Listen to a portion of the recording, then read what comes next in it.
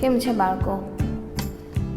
હું ગોહિલ દેવી બેન Saint Xavier's હાઈસ્કૂલની અંદર આપ સૌનું હાર્દિક સ્વાગત કરું છું.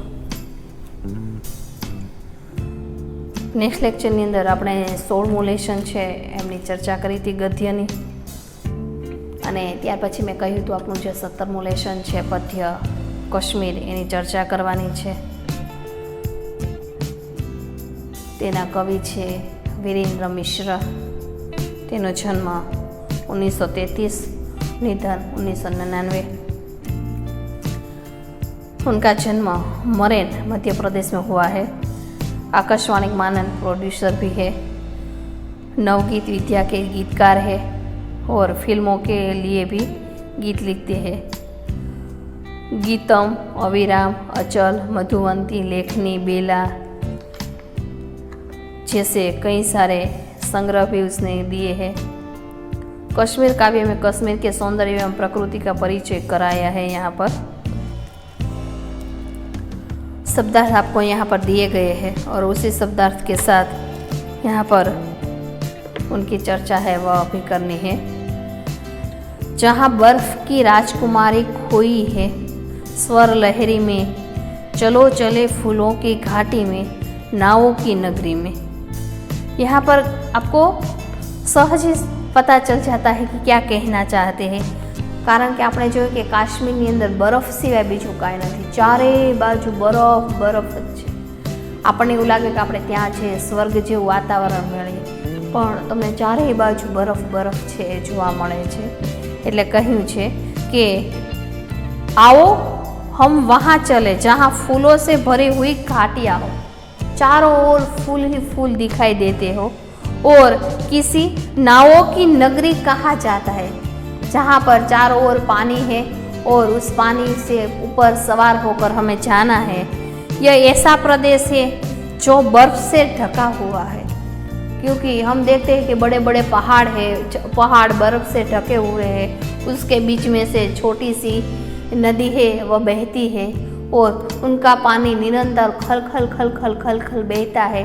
उस पर नाव सवार होती है.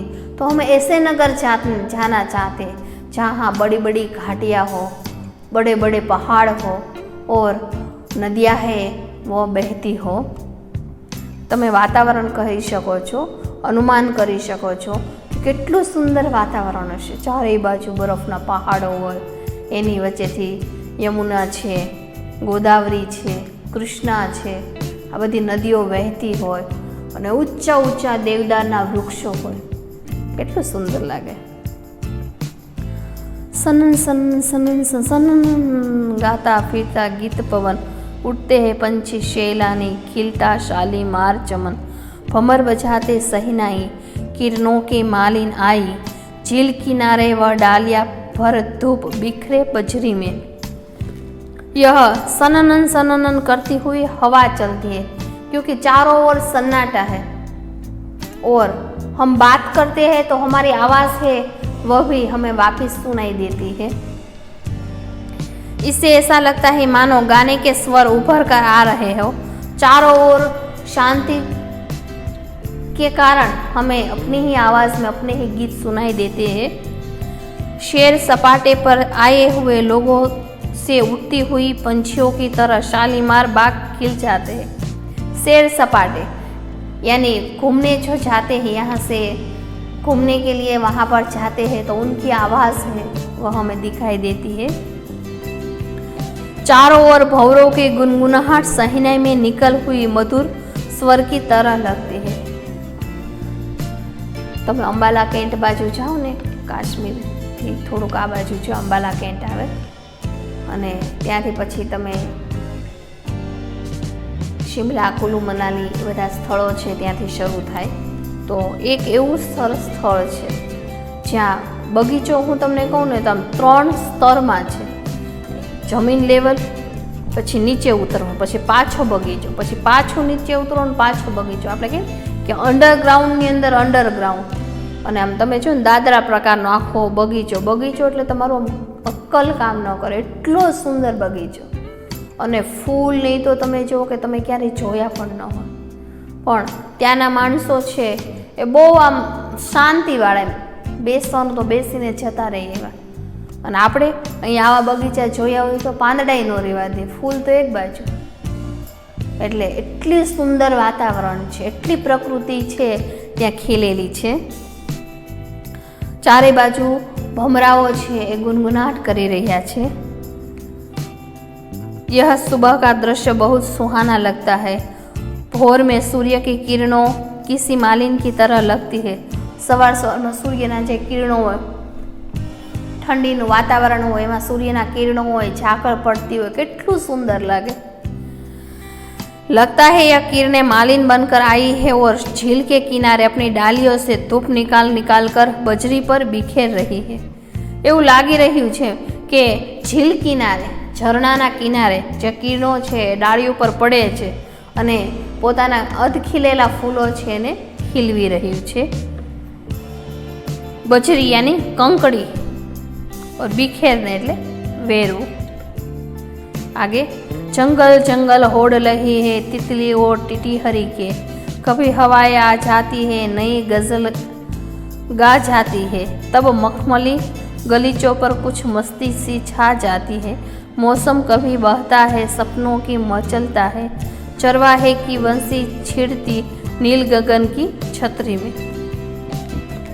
जंगल जंगल कारण के तमे ત્યાં વાતાવરણ છો બધું પહાડી વિસ્તાર હોય ને, બધું પહાડી વિસ્તારમાં નીચેથી તમારે ઉપર સુધી જવાનું હોય. ઘણા રસ્તા એવા હોય કે ઉપરથી નીચે સુધી તમારે તળેટીમાં આવવું પડે.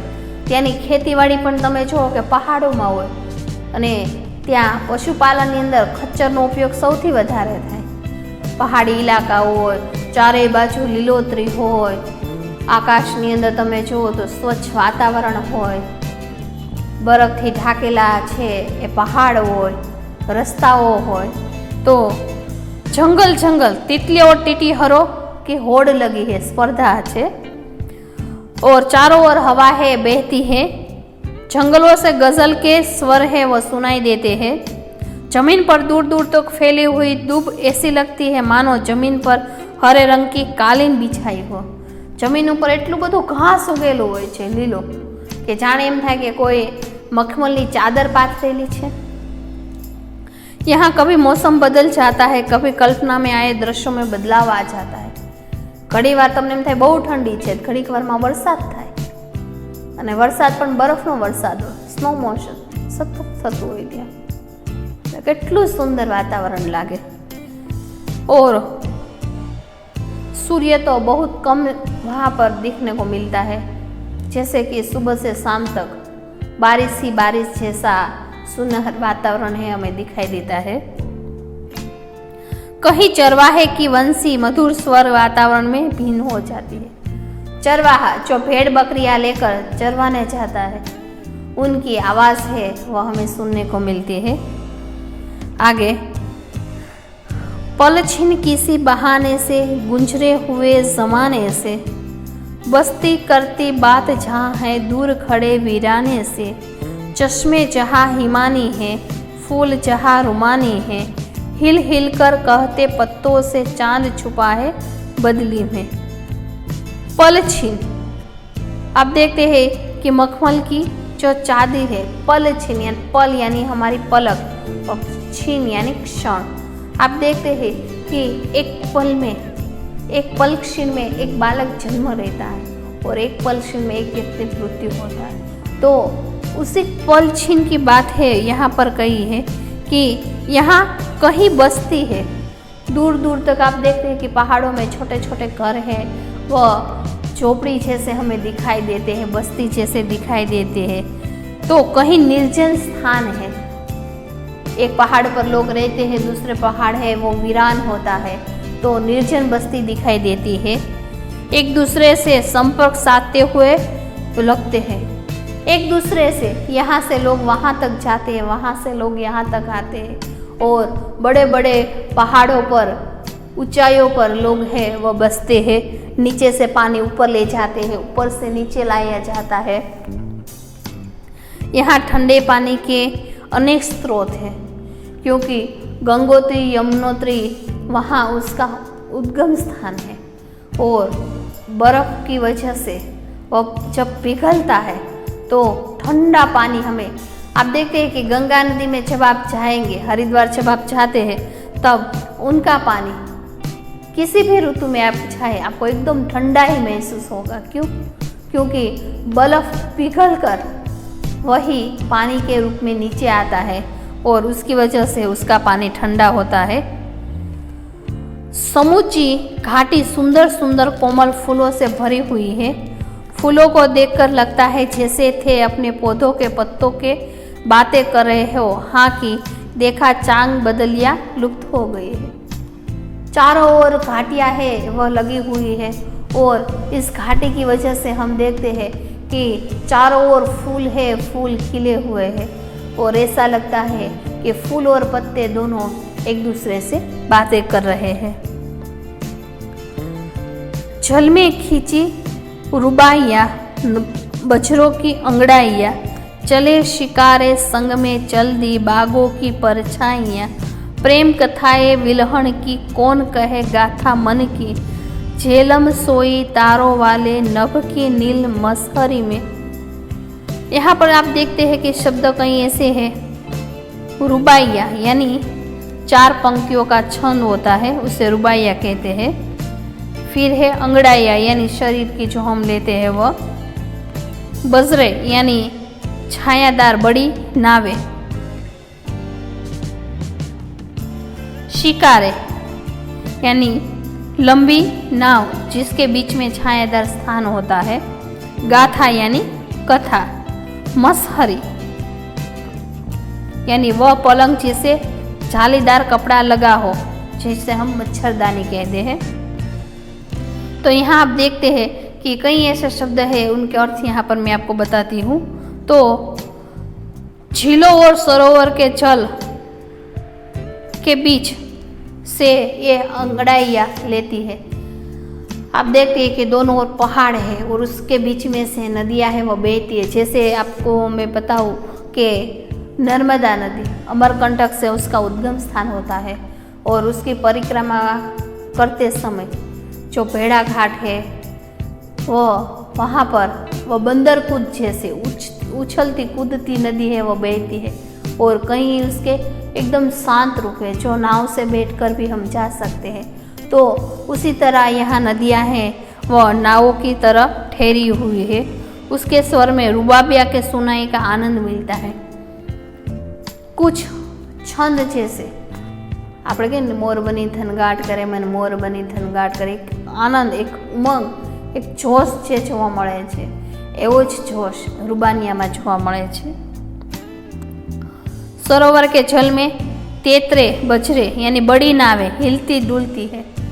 कहीं पानी इतना गहरा होता है कि बड़ी बड़ी नाव है उसमें चलती है, एक किनारे से दूसरे किनारे पर हमें पहुंचाते हैं। तो आपको पता चलता होगा, जैसे कि मैं आपको बताऊं कि जैसे सिद्धपुर पाटन है, त्रिवेणी संगम है, वहाँ पर आप जाएंगे तो आपको नाव में बैठकर ही वह त्रिवेणी संगम है वहाँ तक आपको ले जाते। तो बड़ी बड़ी नाव है, आपको तो ऐसा लगेगा अब अभी डूब जाएंगे, अभी डूब जाएंगे, पर जो बड़ी बड़ी नावें हैं वो हमें किनारे तक पहुंचाती है, वहाँ तक ले जाती है। और कितना सुंदर वातावरण। वहाँ आप कभी जाना त्रिवेणी संगम तो आपको पता चलेगा कि बड़े बड़े पहाड़ है और निरंतर पानी है वो बहता रहता है और उसी पानी के बीच हमें वह नाविक है वह ले जाता है। अंगड़ाइयाँ सी लेती है, नजर आती है। पानी पर शिकार यानी लंबी नावें चलती है तो पानी में आसपास बगीचों की परछाइयाँ दिखाई देती है। और मैंने त्रिवेणी संगम बताया, वहाँ का पानी एकदम स्वच्छ दिखाई देता है आपको। तो नीचे बड़े बड़े कंकर होते हैं तो वह भी आपको दिखाई देते हैं। तो आपको पता चलता है कि नाव में बैठने से जो पानी है उसकी आसपास जो बड़े बड़े पौधे हैं उसकी परछाइयाँ हमें वहाँ देखने को मिलती है।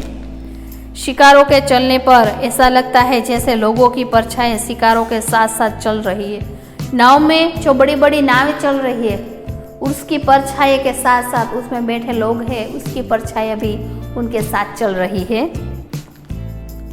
इस भूमि पर जगह जगह विल्हण की प्रेम कथाओं के दर्शन होते हैं।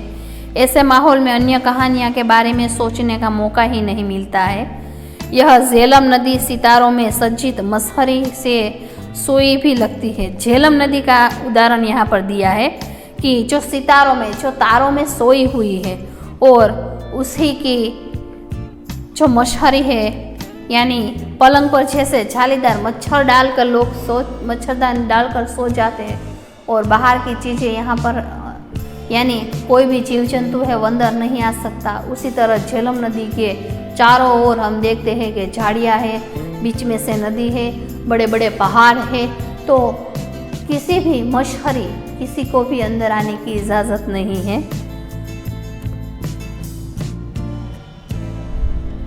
अमरनाथ की राहों में, शेषनाग की बाहों में, पश्चिम का ध्वज फहर रहा है देवदार की छाहों में।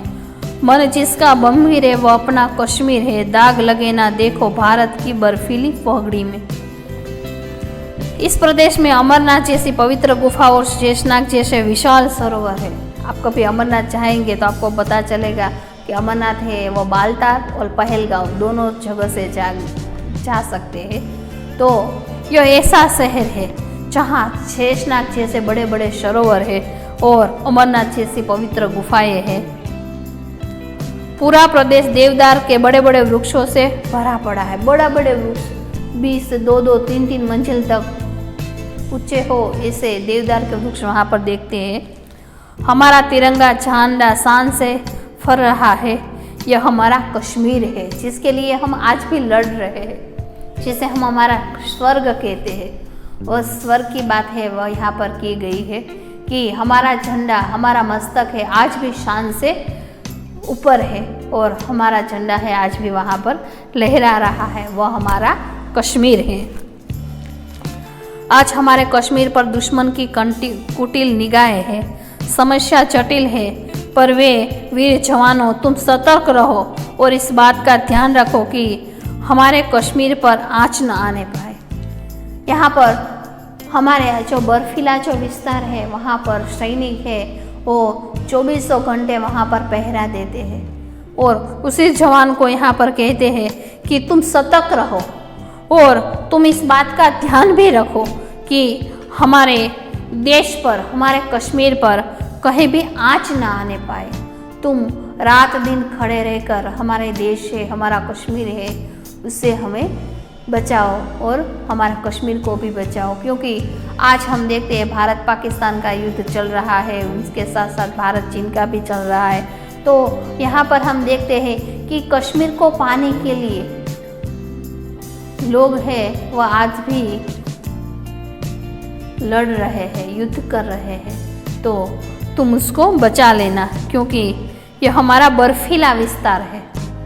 और लेह लद्दाख में तो आप देखते हैं कि -डिग्री होता है, वहाँ पर नल में पानी की बजाय पानी भी नहीं आ सकता, क्योंकि साव शून्यावकाश में हो जाता है और पानी भी बर्फ बन जाता है। तो ऐसे में रात दिन हमारे सैनिक है वह खड़े रहते हैं। और बीच में तो आपने देखा होगा कि इतनी ठंड थी कि जहाँ खड़े थे वहाँ उसके ऊपर बर्फ़ की वर्षा हो जाती और वहीं के वहीं वह खड़े ही खड़े रह जाते। तो कई जवान इस समय बर्फ़ में दबाकर मर गए हैं। तो हम देखते हैं कि यह हमारा कश्मीर है। चलो चले फूलों की घाटी में, नावों की नगरी में। आओ हम फूलों की घाटी और नावों की नगरी में चलते हैं। तो यहाँ पर हमने देखा कि कश्मीर का अत्यंत सुंदर और रमणीय प्रदेश है और इसकी प्राकृतिक रचना मन मोह लेने वाली है। कश्मीर के फूलों की घाटियाँ, नावों की नगरी के यहाँ वर्णन है। अनेक सुंदर सरोवर है जिन पर सैलानी नौका विहार का आनंद ले रहे हैं। शालीमार बाग और सैलानियों के आकर्षण का केंद्र बना हुआ है। झीलों के किनारे सूर्योदय का एक अनोखा दृश्य है, वह भी हमें दिखाई देता है।